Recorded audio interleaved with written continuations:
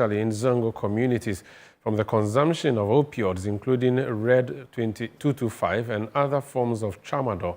This worrying phenomenon has necessitated several crackdown efforts, including the activation of community watchdogs. The following report by ChannelOne News' Fauzu Masawudu highlights the drug menace in Sabon Zongo, a suburb of Accra. You sing? You have some songs you've recorded already? I have 2 albums. Like Martin Luther King Jr., 36 years old Suleimana Ibrahim has a dream, one ingrained in a strong desire to become a renowned musician, topping charts and signing major deals. But this golden dream unfortunately remains bleak owing to a silent killer, drug abuse.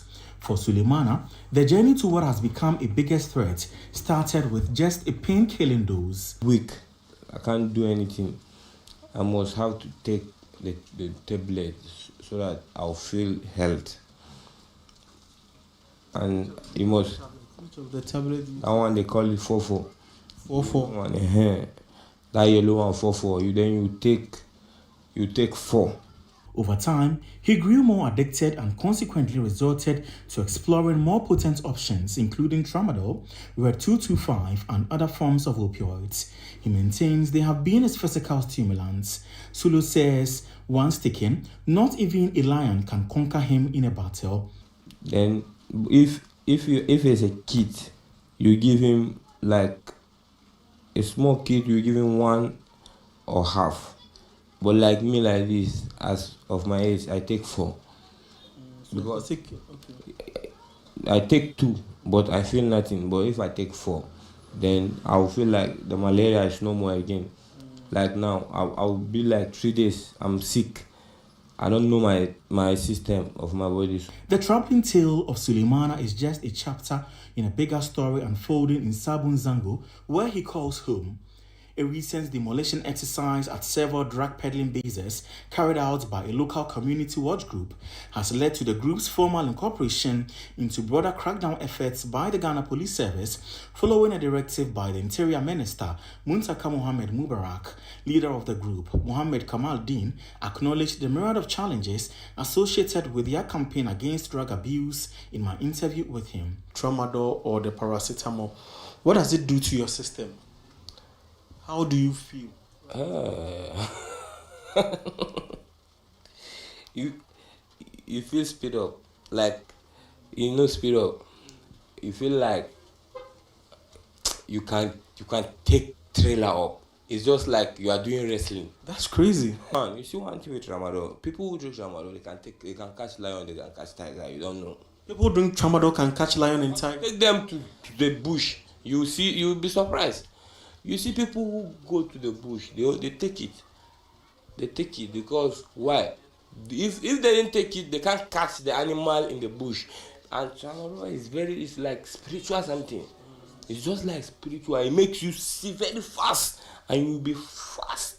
While taking a stroll through one of the identified hotspots, housing at least 6 drug peddling ghettos, Kamal Din expressed fears the trend could negatively influence children, many of whom hold the potential to turn the fortunes of Sabon Zongo around. Ghettos, at least the moon are 40-something. Ghettos, 40-something. So, na bonka, kuma muna da bonka, kama wurin 6.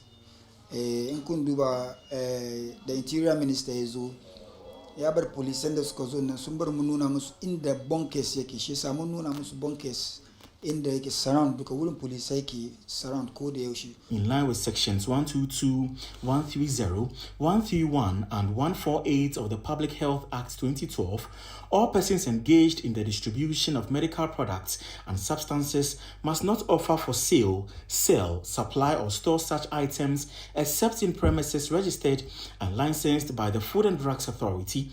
This requirement raises serious questions about the unchecked accessibility of these pharmaceutical products in the drug peddling bases. Despite the limited rehabilitation efforts, individuals like Mustafa Lari offer a glimmer of hope. He credits the success of his recovery to musician Stoneboy, whose influence helped him walk away from addiction. Go what a plan in the education.